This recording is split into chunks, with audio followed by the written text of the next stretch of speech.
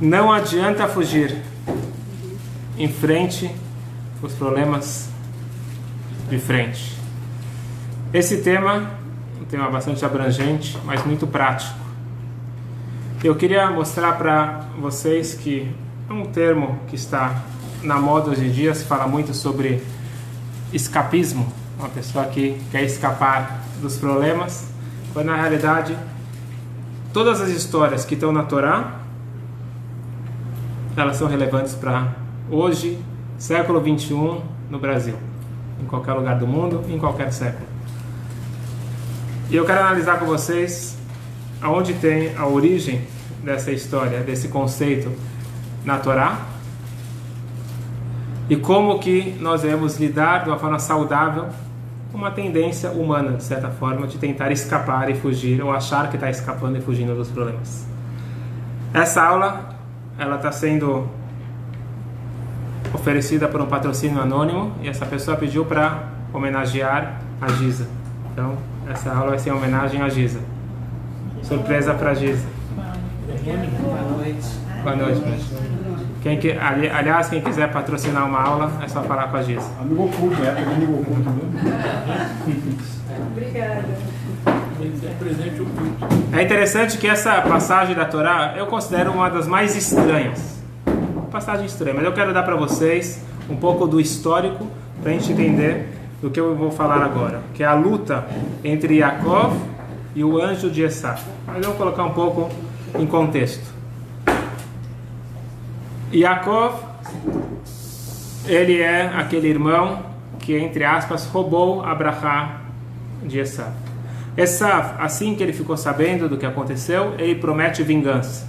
Ele diz, em seu pensamento, depois que o papai falecer, depois que Yitzhak for embora, eu vou acertar as contas com Yaakov.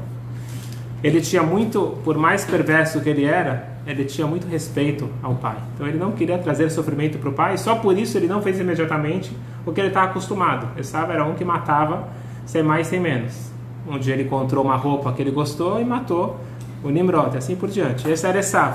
Mas em controle, em respeito ao pai, ele se controlou. Mas a mãe, que era uma profetisa, ela vê o pensamento do filho, de Esaú, avisa para Yaakov, acho por bem você ir embora. Aproveita e casa, por que não? E deixa mame. Yaakov, então, ele, antes de ir para a casa do tio, que era onde a mãe tinha orientado, ele vai para Yeshivá. Isso não está no texto da Torá, mas está nos Midrashim, que ele passou 14 anos estudando Torá na Yeshivá da época. A Yeshivá da época era... O reitor da Yeshivá era o filho e o neto de Noé. Shem ve Ever. Shem era filho de Noé, Ever era o filho de Shem. Eles tinham uma Yeshivá. Vocês vão me perguntar, a Torá não tinha sido dada ainda? Mas eles já tinham o conhecimento e estudavam a Torá. Ele ficou 14 anos estudando a Torá. E só depois ele vai para a casa de Lavan. Lá ele convive com o trapaceiro Lavan, que combina uma coisa da outra mulher. Resumindo a história, ele trabalha 7 anos para casar com Rachel, mas acaba casando com Leá, mais 7 para pagar o casamento com Rachel, mais 6 anos para ganhar algum dinheirinho, que na verdade na época era em produto, era em rebanho, mas toda hora o sogro enganava ele. Resumindo a história, depois de 20 anos, ele escapa. Já estamos vendo aqui 2 vezes que ele escapa. Uma vez ele escapou, fugiu do irmão. A mãe, tudo bem, foi a orientação da mãe, mas ele fugiu. Eles não tentaram resolver a situação. Fugiu. Agora com Lavan, ele percebe que a situação está crítica, ele foge no meio da noite. E não é... Antes ele fugiu sozinho, agora ele fugiu com todos os filhos, as esposas. Foi um comboio fugindo, e até que o Lavan persegue ele e depois fazem um acordo de paz. Então talvez ele poderia ter resolvido antes, mas de qualquer forma a gente vê a segunda vez que ele foge. A terceira vez é quando ele está saindo da casa de Lavan, indo em direção agora, voltando para o encontro com seu irmão. E ele fica com receio. E ele prefere procurar fazer as pazes. Então, vamos lembrar, a gente colocar em contexto. A gente está falando 34 anos depois. Tem comentaristas da Torá que falam que ele falhou. Para que atiçar o leão? Passou 34 anos, as coisas mudaram. Quem te disse que ele te odeia? Por que você tem que ir lá perguntar para ele se ele te odeia? Mas, essa é uma forma de interpretar, mas ele tinha um receio real. Se tinha alguém querendo matar ele, pode ser que passou muitos anos, mas não tem oportunidade. Na prática, vai ter novamente a oportunidade. Quem sabe o que vai acontecer? Ele resolveu se proteger.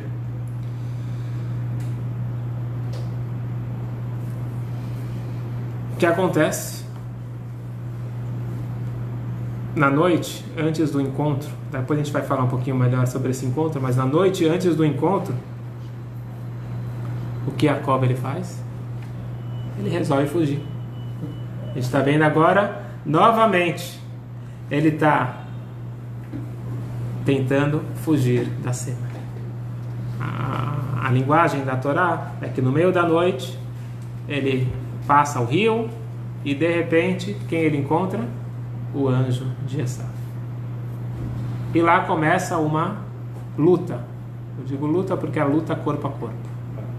A batalha é luta corpo a corpo. E o Esaú, o anjo de Esaú, eu quero ler para vocês o literal, que é interessante, para depois analisar. E por culpa dessa, entre aspas, dessa história, nós não temos pelo menos aqui no Brasil, o filé mignon kasher. O que seria um anjo de Esaú? Seria o quê? Anjo de Esaú. Cada outras culturas copiaram e talvez mudaram o conceito, mas cada um de nós tem não apenas um anjo, tem vários anjos. Cada ação que nós fazemos, ela tem uma repercussão, positiva ou negativa, depende do que eu faço. Então eu tenho um anjo que me protege e tenho um anjo que me atrapalha. Então isso tudo é consequência das minhas ações. Mas além disso, eu acredito que tenha um anjo responsável por cada pessoa, assim como tem um anjo responsável por cada ser, até mesmo por uma planta e assim por diante. Isso aqui é aula de anjos, vamos deixar para outro momento. Mas de qualquer forma ele tem essa batalha com esse anjo.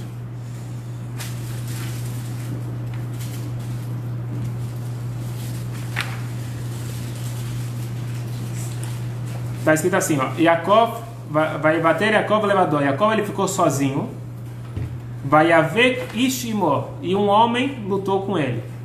No literal, dentro da Torá, não está escrito quem é esse homem, e os comentários eles trazem lá embaixo que era o anjo de Esaú. Vai haver Ishimo At alot hashachar, até o amanhecer. Vaiar que lo yacholó, o anjo percebeu que ele não vai conseguir vencer. O que ele fez? Vaigá bekav Yerechó, ele tocou a articulação do quadril de Jacó, de maneira que a articulação do quadril de Jacó deslocou-se em sua luta com ele. E aí o anjo fala, agora deixa eu ir embora. Jacó fala, não vou te deixar ir. Eu quero pelo menos que você me dê uma brachá. Você é um anjo, por mais que você é um anjo de Esaú, você é um anjo. Você lutou aqui, quer ir embora? Paga o preço. Passei a noite inteira aqui tentando me livrar de você, agora você quer ir embora? Por que ele queria ir embora? Porque os anjos eles têm trabalho para fazer. O anjo ele não está de férias. Então começou o raiar do sol, falou, desculpa, eu tenho que ir embora. Ele falou, você vai embora? Antes vai me dar uma brachá. Aí o anjo pergunta para ele, qual é o teu nome? Ele responde, Yaakov. Então o anjo fala para ele, a partir de agora teu nome não vai ser mais Yaakov, o teu nome vai ser Israel. Por que Israel? Vamos lembrar, por que ele chamava Yaakov? Ele chamava Yaakov porque quando ele nasceu ele estava segurando o calcanhar, certo? Calcanhar. Agora falou, teu nome vai ser Israel. Que sarita im Elokim vanashim vatuchal. Você lutou contra homens e contra Deus e contra homens, certo? Na verdade, contra Deus quer dizer contra o anjo de Hashem, contra mim, e contra homens. Você lutou contra Esaú, contra Lavan, etc. E você saiu vitorioso. Então você ganha esse nome, Israel. Na verdade, era uma profecia já falando, teu nome vai ser mudado para Israel por Deus. Eu já estou agora anunciando, está me forçando, e eu vou estar lá para confirmar isso na hora que Deus te falar isso.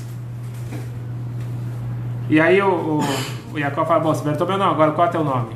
Aí ele fala,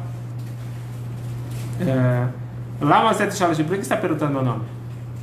Aquela pergunta judaica, responde a pergunta com outra pergunta. Mas na verdade, ele está falando o seguinte, eu não tenho nome. Porque um anjo, ele tem um nome de acordo com a missão. Então depende da missão que ele está fazendo. Então, se ele está salvando, se ele está curando, então se é cura, é Rafael, Michael, Gabriel. Então, isso depende, os anjos eles são indefinidos, no sentido que depende da missão que ele está realizando. Mas o que eu quero... mas olha só o que acontece. Aqui está a origem daqueles que gostam de carne. Aqui está a origem. Alken, por isso, até hoje, quando você for comer uma carne, ela foi feita abate, uma carne kasher, os israelitas não comem o nervo que foi deslocado quando Yaakov lutou com o anjo de Esaú.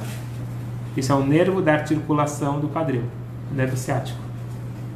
Porque o anjo tocou na articulação do quadril de Jacó, fazendo que esse nervo ficasse temporariamente deslocado. Por favor, só por causa da briga desse homem, 3.000 anos atrás eu não posso comer um pedaço de carne que eu gosto? Fala sério. E... então, na verdade é o seguinte, o filé mignon, ele é kasher, o filé é um nervo ciático, só que para você tirar o nervo, o trabalho que envolve o curso, etc., resumindo a história, no Brasil, não é como ela comendo, no Brasil não existe kasher. Em Israel você vai encontrar kasher. Aqui no Brasil não tem kasher. Na verdade, o que você vai encontrar kasher lá em Israel foi abatido aqui no Brasil, mas não vamos entrar aqui na questão. Na prática não tem. Certo? Mas a pergunta é o seguinte, um homem, tudo bem, é meu patriarca, ele lutou há 3.000 anos atrás, mais 4.000 anos atrás, e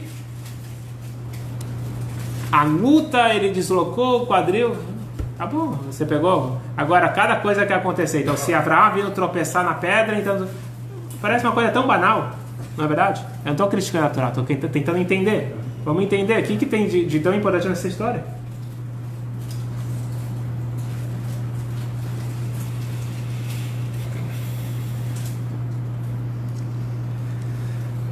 Vamos colocar na história que nós estamos falando. Por que o anjo está lutando com Jacó? Jacó ele está tentando novamente fugir. Ele fugiu do irmão, fugiu do sogro, e aqui de volta ele está tentando pela terceira vez fugir. Chega o anjo, em nome de Hashem, aparentemente Deus está querendo mostrar para ele, para com esta tendência escapista. Por que você está querendo escapar? Enfrenta a realidade. Que negócio é esse? Ficar escapando? Você, um homem grande. E na realidade, nessa hora ele não tinha como escapar. Porque agora apareceu o anjo. Qual que era a tendência de Jacó? Normalmente escapar. Mas não teve jeito. Ele teve que enfrentar. E na hora que ele enfrentou e ganhou, ele mudou o nome. E de repente agora aquele que era calcanhar, quer dizer calcanhar, submisso, ele virou líder. Você lutou com homens e com Hashem e você agora virou um homem grande. O homem grande é aquele que encara de frente as situações. E talvez, por isso, da importância dessa história e dos detalhes da história. Rabino, mas ele se sentiu assim? Vou só finalizar depois a gente fala. Cada um de nós tem que aprender essa lição. Que nós somos Benei Israel, nós somos filhos de Israel. No momento que ele, é dito que tudo que os patriarcas passaram é para dar força para os seus filhos. E se os patriarcas tivessem passado, a gente nunca quer conseguir.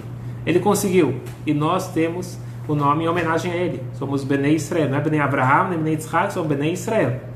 Benei Israel, que nós temos essa qualidade de ser Israel. Quando o povo pisa na bola, você vai ver no Tanakh, é chamado de Benei Yaakov. Mas, em geral, nós devemos incorporar Benei Israel, essa qualidade de liderança, não ter medo, ter coragem, ter a força, parar de fugir e ter a coragem de enfrentar.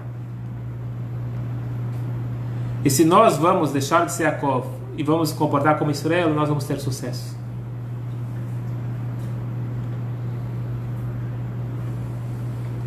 Ninguém disse que é fácil, é muito difícil. É bastante difícil. Mas é muito mais compensador e também nós vamos sentir mais plenos quando a gente sabe que a gente enfrentou. Sabe quando você tem um problema, então você prefere fugir, evitar essa pessoa. Se você tiver coragem de ligar, marcar, conversar, não sei, enfrentar, discutir o problema e resolver, você próprio vai se sentir mais feliz.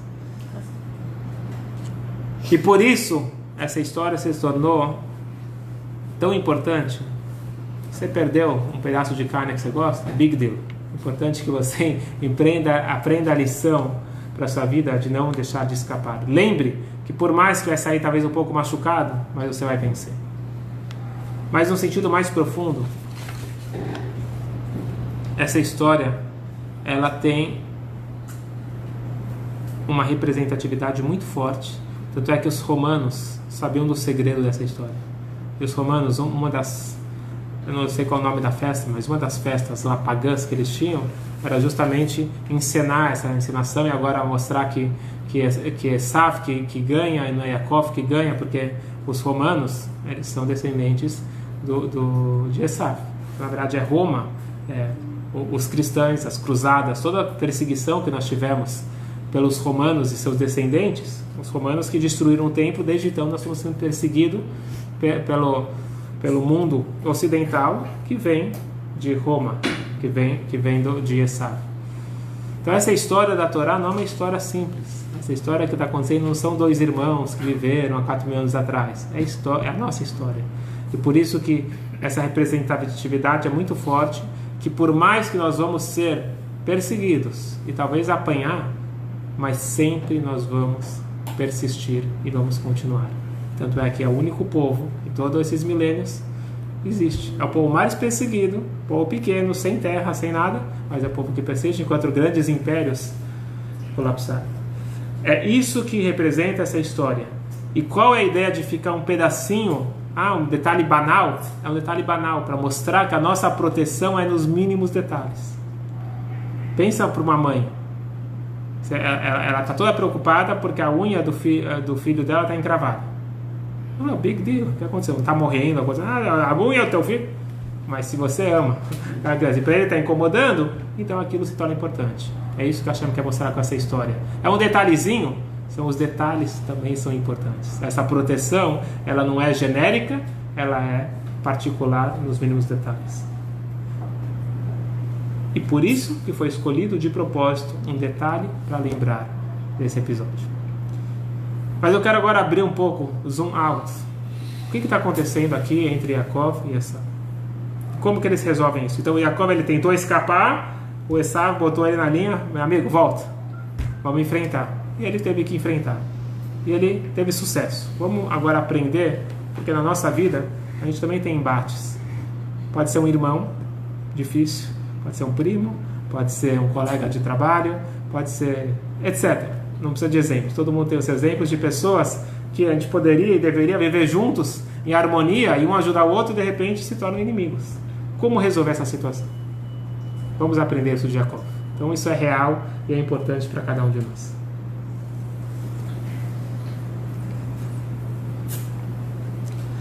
Yaakov, ele manda anjos para... Esses eram os mensageiros deles. Ele mandou anjos para conversar, para ver o que está acontecendo com Esav. Vai lá e avisa para eles que eu sou irmão, eu quero o bem dele, etc. Quando eles chegam para Esav, Esav fala, meu irmão está vindo para cá? Tá bom, já estou indo encontrar ele. Ele vê que ele reúne 400 homens. Estou indo lá, meu irmão amado, eu e mais 400 homens armados. E quando os anjos correram, falaram para Jacob, você disse que era teu irmão, não me parece muito teu irmão. E Jacob, ele fica com medo. Bom, o que eu faço agora? Isso para a gente aprender também o que fazer. Ele era religioso, ele era o patriarca, o que ele faz? Vai para a sinagoga e fica rezando. Não. Também, mas não só isso. Ele foi se preparar. Primeira coisa, está escrito que ele dividiu o acampamento dele. Falou, se ele atacar um, sobra o outro. Tem um sentido mais profundo aqui. Ele sabia que tinha a promessa que a família dele ia resistir. Isso foi uma promessa, um trato que ele já fez com Deus, já no passado. Mas ele também voltou com um homem muito rico. Ele tinha muitas posses, muitos animais. Ele separou ele, a família, do dinheiro. Falou, Deus não prometeu que eu não vou perder o dinheiro. Então, se ele quiser vir aqui, pega meu dinheiro e deixa minha família. Ele separou em 2 acampamentos. Essa é uma explicação. Outra explicação, ele separou realmente a família dele em 2, para pelo menos metade, não colocar todos os ovos na mesma cesta. Essa foi a primeira estratégia que ele fez. Segunda coisa que ele fez, ele rezou. Certo? Vamos ler aqui a ordem para vocês.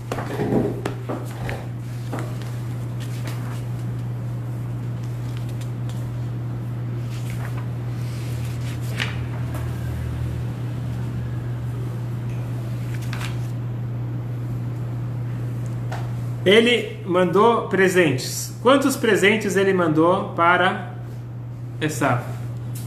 Mais de 500 animais e de grande porte. Está na Torá aqui, 200 cabras, 20 bodes, 200 ovelhas, 20 carneiros, 30 fêmeas de camelo e suas crias, 30 camelos machos, 40 vacas e 10 touros, 20 jumentas e 10 jumentos. Por que foi exatamente essas contas? Porque existe uma conta quantos machos, quantos machos está para cada fêmea. E para ser exato, ele fez tudo certinho, fez toda uma estratégia de marketing. Ele falou, não manda tudo de uma vez. Você vai assim, dá um distanciamento entre os animais, vai aparecer mais do que eu estou mandando. Então ele usou as técnicas por vias normais. Vamos tentar agradar o homem. Quem sabe dinheiro cega ele e acalma ele. E ele falou para cada um que foi levar, porque ele colocou vários mensageiros para cada um, você fala, ó, o teu servo Yaakov. Você está com medo que ele é o rei? Não, ele é teu servo Yaakov. Começou a bajular ele e fez o que tinha que fazer. Está escrito que você não pode brigar com alguém que você vê que está fora de si, ou alguém que está com a sorte, etc. O Talmud fala que tem que tomar cuidado. Por mais sadio que você seja, toma cuidado. Esaú é Esaú. Então ele fez o caminho convencional.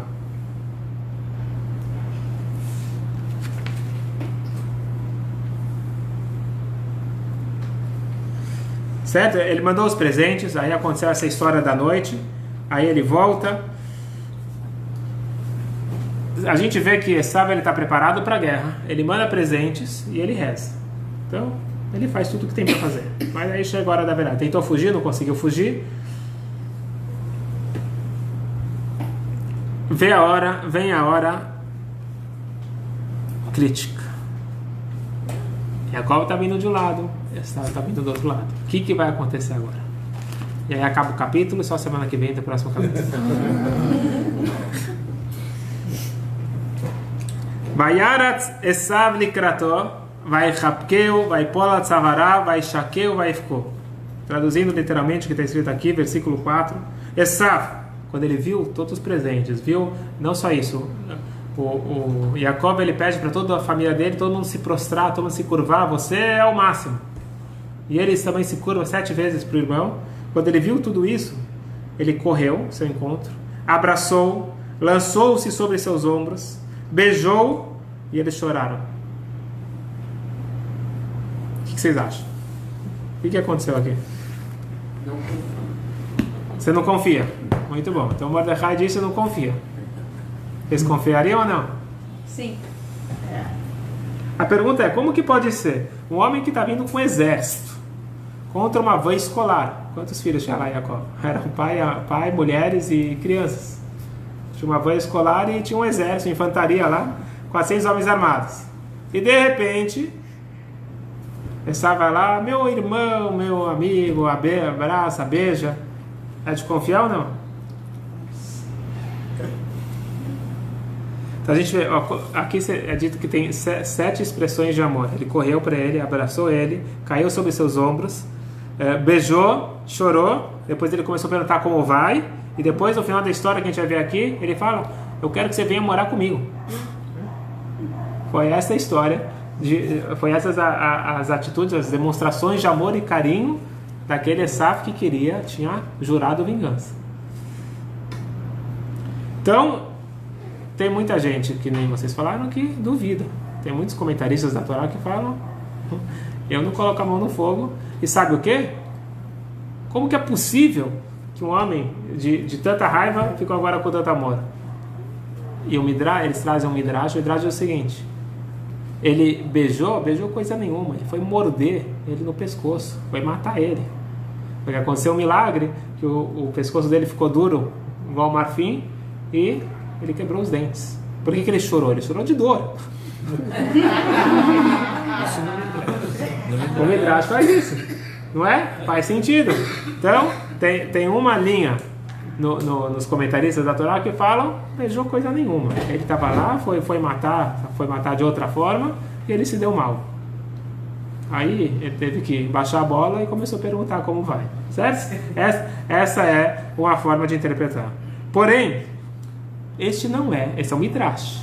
Esse não é o literal da Torá. O literal da Torá é todas as expressões de amor que a gente demonstrou. Então, não estou falando que o Midrash está errado, mas como funciona o literal? Mas porque a Torá não poderia falar de outra forma. Por que não? Não, a Torá fala a realidade. Então, Torá a realidade foi o que a Torá expressou. Que não, a Torá pode falar. Ele foi lá e mordeu ele e chorou. Por que ele chorou? A Torá pode falar nessa linguagem. Então, tem um comentarista, o Ibn Ezra, ele fala o seguinte: essa explicação é boa para as crianças, mas não é o literal. O literal é que ele demonstrou amor, e um amor profundo pelo seu irmão. Como aconteceu isso? O Rashi, comentarista clássico da Torá, fala o seguinte: ele era inimigo dele e provavelmente continuou sendo inimigo, mas naquela hora ele se comoveu. Ele viu tanto esforço do irmão e tanta boa vontade, viu os filhos, eram sobrinhos dele, viu? Por mais inimigo que ele era, naquele momento ele ficou comovido. Não deveria confiar nele para sempre, mas naquele momento foi verdadeiro. Veio o Rashbam. O Rashbam é o neto de Rashi. Os netos de Rashi todos se tornaram grandes comentaristas, grandes sábios. No Talmud, você tem de um lado da coluna, você tem no centro o Talmud, de um lado você tem o Rashi, do outro lado você tem o Tosafot. Tosafot são os netos do Rashi. Então, um deles, famoso, era o Rashbam. O Rashbam falou o seguinte: sabe o que? Você quer saber como que Esav deixou de ser inimigo e virou amigo? Ele nunca foi inimigo. Ele nunca foi inimigo. Ele não mudou Esav. Ele mostrou que Esav sempre foi irmão de Jacó.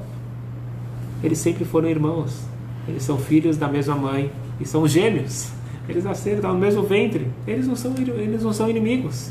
Eles são amigos. Com desavenças. Aí você vai me perguntar: ele é amigo? O que são aqueles 400 homens que ele trouxe? Aqueles 400 homens, eles são para honrar Jacó. Quem disse que ele veio para matar? Para matar não precisa de 400 homens. Ele veio para dar honra. Ele tinha muito dinheiro. Ele trouxe para dar honra para Jacó, certo? Então a gente tem essas duas vertentes, e a Kabbalah explica uma coisa muito bonita, que isso vai ser importante para a nossa vida. O bonito é que qualquer interpretação que você pegar na Torá, ela é relevante e importante para nós. O menos importante é o que aconteceu. O importante é o que isso vai representar para a nossa vida.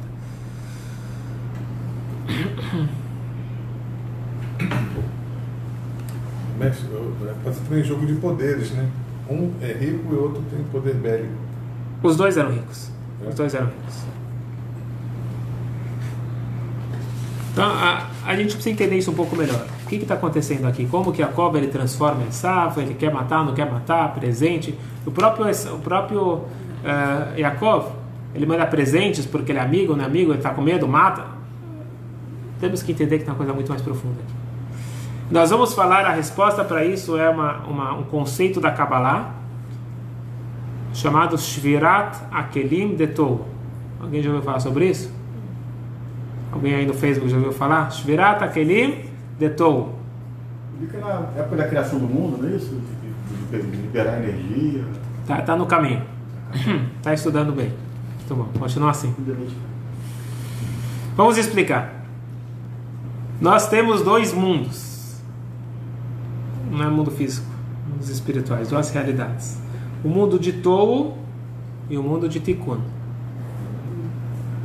Yaakov é do mundo de Tikkun. Esav é do mundo de Tou. Qual mundo é mais elevado? O mundo de Tou. Quem é mais elevado do que... Quem é mais elevado? Esav é mais elevado do que Yaakov. Falei palavras cabalísticas, agora vamos para a realidade. É muito simples. A Kabbalah diz que tudo funciona com Or Vekli. Você tem a luz e você tem o recipiente, tem o veículo. Pensa na eletricidade. Então você precisa do fio, do conduíte que vai passar a energia. O que acontece se você coloca mais carga do que aguenta? Explode. Certo? Você tem que colocar a voltagem, a frequência certa. Não aguenta mais. Pessoas. O que acontece com as pessoas? Então, a tendência geral é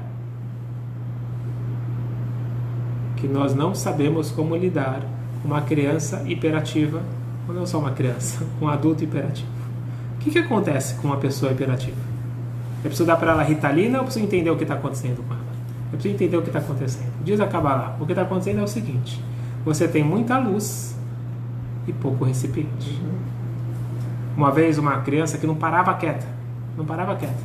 E os pais não sabiam, os educadores, os psicólogos, ninguém sabia o que fazer. Com ninguém conseguia fazer essa criança falar com você olhando para os olhos. Ela estava se mexendo o tempo todo. Trouxeram ela para o Rebbe, na fila do dólar. Quando essa criança viu o Rebbe, ela parou quietinha e ficou olhando para o Rebbe. Eu escutei de um rabino que estava presente, ele falou, pela primeira vez, essa criança encontrou alguém no nível dela, alguém que estava respeitando ela, alguém que entendeu que era uma pessoa, porque esse é o dom que o Rebbe tem, que nós todos deveríamos ter, de conseguir ver a Neshama, conseguir ver a alma. O que acontece com os jovens? Diz o Rebbe. Os jovens não são maus, os adolescentes não são aborrecentes. Simplesmente, eles têm muita energia, só que a estrutura da escola não entende. Que a gente falou da outra aula, que mata a criatividade. Os pais não estão preparados, a família não está preparada para sair desse quadrado que a gente quer que eles sejam enquadrados. Quando na realidade cada um tem a sua energia, ele precisa de um kli, um recipiente adequado.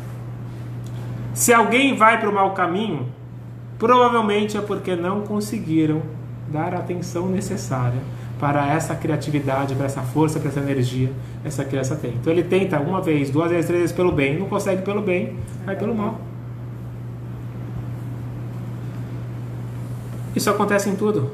Então, exemplo, você entra num trabalho com certas expectativas e várias ideias. Só que você chega lá, o cara antiquado fala, não tem ideia nova, é assim, faz, fica quieto. Não dá certo. Você entra no casamento cheio de expectativas e não enquadra exatamente no modelo. Então, isso é chamado na linguagem da Kabbalah, pode passar a noite inteira dando exemplos, mas vocês já entenderam a ideia. Isso se chama Orot de Tou, são luzes muito fortes, e explode. O exemplo que o Midrash dá é quando você coloca uma água, um copo de cristal fino, com a água pelando, explode. Então não tem nada de errado, nem com o copo nem com a água, mas um não combina com o outro. Você tem que ter o copo certo, para a temperatura certa. E assim funciona com as pessoas. Esav, ele é muito mais elevado do que Yaakov. Ele é maravilhoso, Esav. Pena que a luz era tão forte e o recipiente não era próprio. E não foi, o Yitzhak até tentou. Lembra a história? Por que começa toda a briga? Porque Yitzhak queria dar brachá para Esav. Esav não era bobo. Ele sabia quem era Esav. Mas ele achou que ele ia ter a capacidade de conseguir colocar Esav na linha. A mulher, com mais espiritualidade, mais visão, como sempre, a mulher falou para o marido, nesse caso, esquece. E você vai gastar a brachá com Esav e vai dar errado. Você coloca a brachá dentro de Yaakov que vai dar certo. Esav, infelizmente, não vamos ter como resolver. É uma coisa que não vai ser desse momento. Mas, de qualquer forma, Esav, ele não era pior do que Yaakov. Esav era muito melhor do que Yaakov. Então, às vezes você leva isso como uma crítica, às vezes, em geral, as professoras falam como crítica. Teu filho é uma criança com muito potencial. Quer dizer que ele não coloca na prática.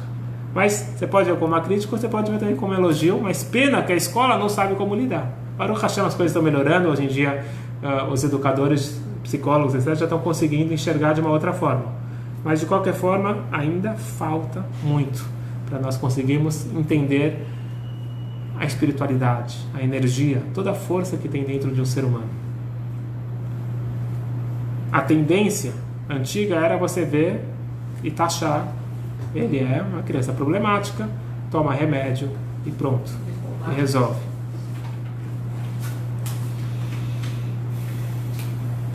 Já contei a história aqui da Ritalina? Não. Uma história em Israel, que tinha uma criança que o professor reclamava que ele inferniza a aula e não aguenta mais essa criança. E aí o pai falou: o que tem que fazer? Tem que dar Ritalina. Então, os professores já medicam, não precisa dos médicos. E aí o pai falou: tá bom, o pai comprou a Ritalina e deu para a criança. E passou uma semana, o professor veio falar: tá maravilhoso, muito obrigado, tá tudo certo. Aí ele falou: filho, você está tomando? Eu falei: não, todo dia eu coloco no café do professor.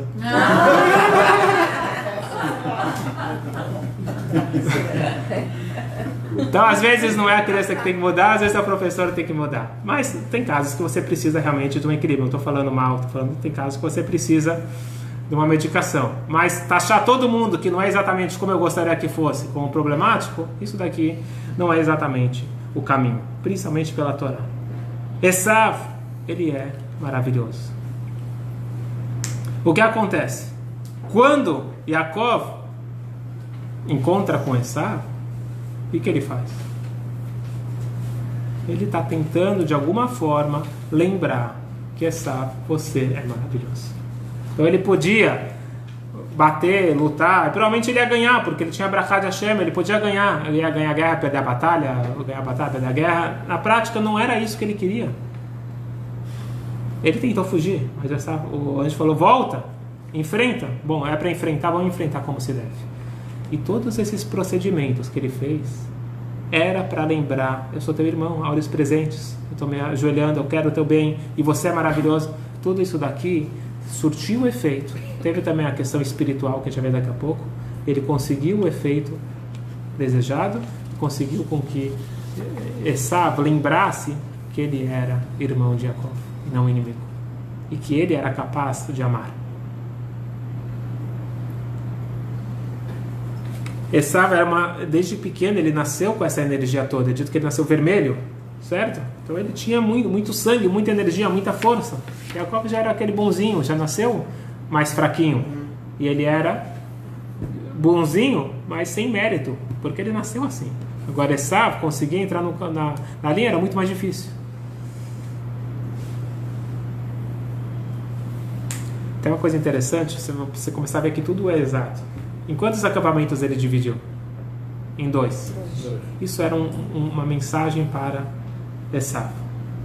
Nós sabemos que o número de equilíbrio é o número 3. Se você for ver na Torá, Tanakh é 3. 3 patriarcas. Você vê que a Torá foi dada no 3º mês. Assim por diante. A Torá é 3. Porque você tem direita, esquerda e meio, que é o equilíbrio. Então você tem Abraham, Yitzhak e Yaakov, que é o equilíbrio. Esav é do mundo de Tou. Mundo de Tou, mundo do caos. É 2. Hashem é 1, o mundo do caos é 2, e o mundo do equilíbrio é 3. Então esses são os estágios. O Yaakov falou: vou entrar na tua vibe. Olha aqui, 2. Estou colocando 2 acampamentos. Eu vou te ajudar, vamos? Vem comigo. Vamos chegar no 3. Então tem várias alusões do que o Yaakov estava tentando, mas no sentido espiritual, ele estava tentando trazer o Esav para a linha. É interessante, só para ver qual foi o esforço espiritual. Eu vou contar para vocês uma interpretação que o Magid era o professor do Alter Rebbe, Magid de Mezrich, que a gente vai comemorar agora, dia 19 de Kislev, segunda-feira à noite, dia 19 de Kislev, que é considerado Rosh Hashanah da Hassidut, é o dia do falecimento também do Magid de Mezrich. Magid era o professor do Alter Rebbe e é o dia da libertação do Alter Rebbe, um dia de muita alegria. O Magid de Mezrich, ele faleceu em 1772, como eu falei, dia 19 de Kislev. Shabbat antes do seu falecimento era igual a esse Shabbat. Shabbat, dessa paraxá que eu estou falando, Shabbat Parashat Vaishlach. Ele está muito fraco já, doente. Ele reúne os seus alunos. Ele fala para eles: eu vou explicar para vocês o início da Parashá. Vaishlach Yaakov Melachim. Yaakov, ele enviou mensageiros, certo? Mandou anjos. Diz Urashi: Malachim Mamash. Anjos, realmente anjos. Porque Malachim pode ser anjo ou pode ser traduzido como mensageiro. Então pode ser homens ou pode ser anjos. Faz Urashi, Malachim, mas saiba, o que ele mandou foi anjos, não foi pessoas. Isso é o que fala o Urashi. Diz o Magid Mesrit, no último Shabbat da vida dele, ele falou: eu vou explicar para vocês o seguinte: Malachim Mamash. Ele mandou o Mamash, o Mamashut, a parte física. Em vez de falar Mamash no literal, falou Mamash de físico. A parte física dos anjos ele mandou para Esav. Agora a parte espiritual ele guardou com ele. Então ele pegou os anjos e falou: vocês vão de corpo falar com Esav. Até que quando eles chegaram para Esav, eles estavam como se fosse formato humano. Agora a parte espiritual fica aqui comigo. Foi isso que ele falou. E isso daqui está baseado num Midrash, que ele diz o seguinte: que tinha um grande rei, muito forte, e ele tinha um filho maravilhoso, muito talentoso. Ele falou: meu filho, está na hora de você já começar a ajudar, eu vou te colocar numa missão. A missão é a seguinte, uma missão perigosa e delicada. Você vai para uma aldeia distante aqui dessa grande cidade, e lá eles são pessoas não civilizadas. Eles não sabem o que quer dizer, nem sabem o que quer dizer rei, não sabem o que quer dizer regras, moral, ética, não sabe nada. É um lugar totalmente como chama isso? Desamparado, né? Esqueci a palavra. Não. Um lugar bárbaro. Pessoas bárbaras. São pessoas que não foram polidas, elas não foram educadas. E a tua missão vai ser, você é jovem, mas eu confio em você, você vai chegar lá e vai transformar esse lugar num lugar civilizado, e todos vão saber que tem um rei e vão começar a respeitar, você vai ser o futuro rei. Mas pai, se eu for para esse lugar horrível, como você está me descrevendo, é mais fácil eles me corromperem do que eu transformar eles. Quem sou eu? Um jovem assim, combater, ensinar uma nação?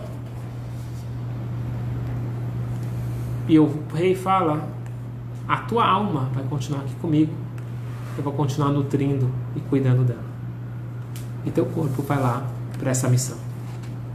E foi isso que o Esav ele estava falando para que os anjos, o Yaakov estava falando para os anjos para ir para Esav. Você vai para Esav, vocês podem se corromper, eu vou te proteger. Deixa o espiritual aqui comigo, vocês vão só de corpo.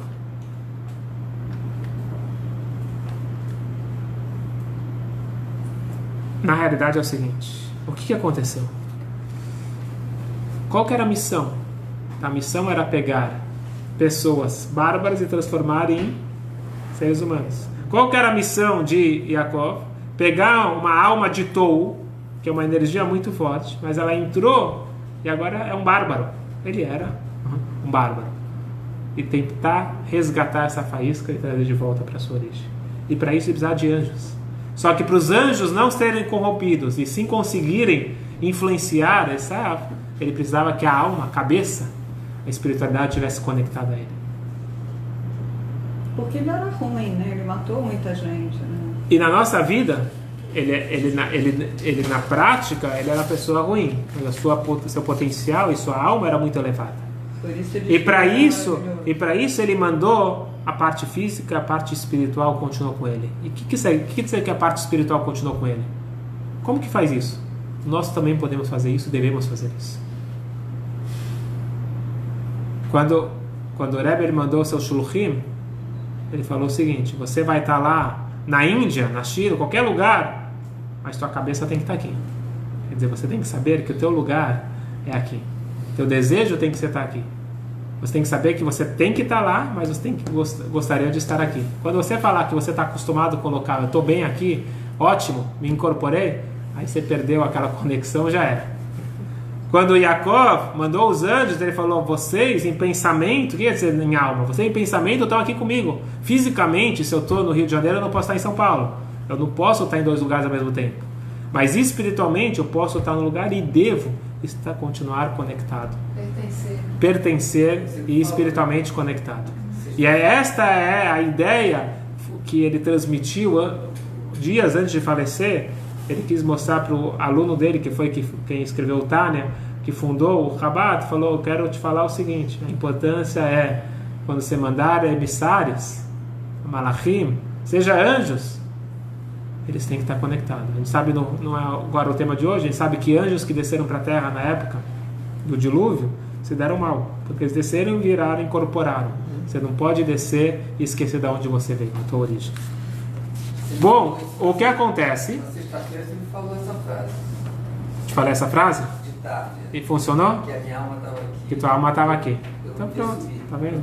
Eu fiz a leitura certa? Então tá bom. O Yaakov, Baruch Hashem, ele teve sucesso, mas não é por isso que ele quis ficar com Esav do lado dele. Esav falou: vamos conviver juntos, vamos ficar agora juntos. O Yaakov, ele falou: sim, vai indo na frente, já tô indo. A gente se encontra lá. Sabe quando você está no ônibus, alguém pergunta qual estação você vai descer? Não, vai descer na última, você pula na primeira que tem. Então, o Yaakov, por mais que ele gostou e foi ótimo o momento, mas eu não confio para sempre. A gente vai se encontrar. Então é dito até na Halachá, na lei, isso foi aplicado, que em caso de segurança você pode mentir. Nesse caso, alguém te pergunta em qual estação você vai parar, você está com medo? Não tem problema você mentir, porque na verdade você está se salvando. Então foi isso que o Yaakov, mas o Rashi, ele fala que na verdade ele nem mentiu. Falou: a gente vai se encontrar lá, um dia. Qual o dia? Quando o Mashiach chegar, a gente vai estar juntos lá. Isso aí, tá? Mas de qualquer forma, a mensagem desse encontro era importante para cada um de nós. Nós precisamos saber aproveitar, primeira coisa, não fugir, e segunda coisa, enfrentar com amor e não com ódio. Com ódio você não vai conseguir nada. E essa história é real. A história que eu contei agora também é real, mas mostrar como alguém aplicou isso na prática. Essa história consta no Talmud, uma história que eu gosto bastante.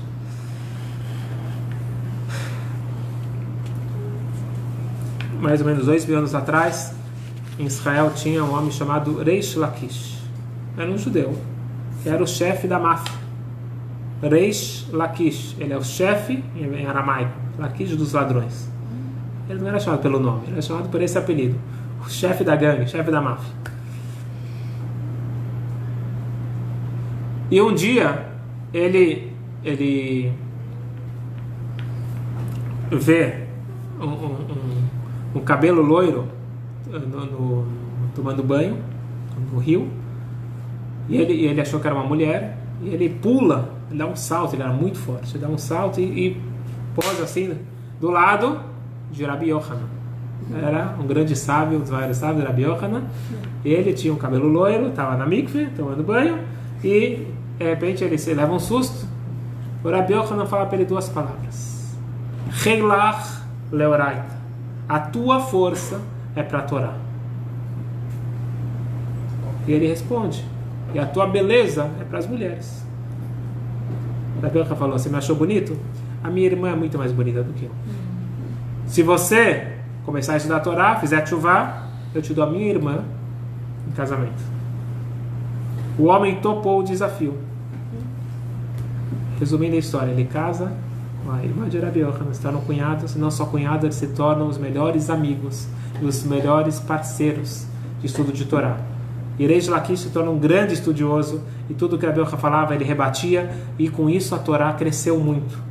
E Rabi Yochanan, depois que Reish Lakish falece, ele não consegue mais viver sem Rabi Yochanan. E lá ele fala a famosa frase: Havruta ou mituta, ou eu tenho um par, porque não tinha mais com quem estudar, ou prefiro a morte. Então ele até morreu de desgosto, porque ele perdeu esse amigo, virou a vida dele, o Reish Lakish. Como que ele fez esse segredo? Ele pegou, imagina só, se vier para você uma pessoa problemática, você já, agora imagina o chefe da máfia. Esquece, vou fugir. Ele falou, todo mundo te chama de chefe da máfia. Todo mundo fala que você não presta, não é verdade? Eu acho que você é maravilhoso. Se você canalizar a tua energia para a Torá, você casa com minha irmã. Quer dizer, eu tenho certeza que você tem essa capacidade. Eu acredito em você. E na hora que ele acreditou nele, ele sentiu isso. Porque um coração reflete o outro. Ele sentiu essa energia positiva e ele mudou. Olha só como nós somos capazes de construir ou desconstruir alguém. Olha a nossa responsabilidade. Cada um de nós, não só pais, educadores, cada um de nós tem essa capacidade. Então essa mensagem, essa paraxá, era apenas um exemplo como que a paraxá ela é profunda e como a paraxá ela é atual. Nós aprendemos parar de fugir, parar de escapar, enfrentar as realidades. Agora, na hora de enfrentar a realidade, não é para enfrentar, para bater, é para achar um ponto comum e elogiar, encontrar o positivo dentro do outro. Através disso, o outro vai melhorar e eu vou me sentir muito melhor. E essa é a mensagem dessa data que a gente está chegando agora, dia 19 de Kislev, que é considerado o Rosh Hashanah da Hassidut, que é a ênfase da Hassidut. Na verdade, a Hassidut ela não inova nada. A Hassidut ela veio trazer a luz que às vezes está oculta. É justamente esse ponto que a gente está falando. Às vezes a luz está oculta. Uma vez, alguém foi perguntar, se não me engano, para o Rebbe anterior, o que é essa tal da Hassidut? Eles estavam numa sala, aquelas salas bonitas, antigas da Europa, e tinha um abajur na mesa. O Rebbe pega o abajur, ele aponta para o teto, onde tinha aqueles detalhes no teto, com gesso, tinha como chama isso? A sanca, e com vários desenhos. Falou, vocês tinham prestado atenção nessa maravilha? Não. Aqueles pés direito alto para cima? Não, a gente não. Falou, agora que eu coloquei a luz lá em cima, eu fiz essa obra de arte? Eu só estou iluminando. Então é isso que a Hassidut ela faz. A Hassidut ela não cria nada novo. Ela quer mostrar o brilho que você tem dentro de você. Ela quer mostrar o brilho que existe no mundo. É isso que a Hassidut ela nos traz. Esse presente de colocar o óculos certo e conseguir enxergar a realidade maravilhosa do mundo e do próximo. E de nós mesmos. Que a gente possa aproveitar. É dito que é uma data boa para a gente aproveitar para incorporar essa energia. Então vai ser de segunda-feira até quarta-feira à noite. Então são 2 dias. Se Deus quiser, quarta-feira à noite que vem, vamos fazer também uma aula especial e dar brachot e aproveitar essa energia. Mas já saibam que tem essa data para estudar um pouquinho mais de Hassidut, se aprofundar um pouco mais nesse estudo que vai trazer apenas alegria e bem-estar para cada um de nós. Que assim seja. Amém. Amém. Fala. Sobre Esaú, parece que você falou até que quando o Mashiach chegar nesse encontro, parece que o Mashiach vem de Esaú, não é isso? A partir de Ruth. Sim. O que mais?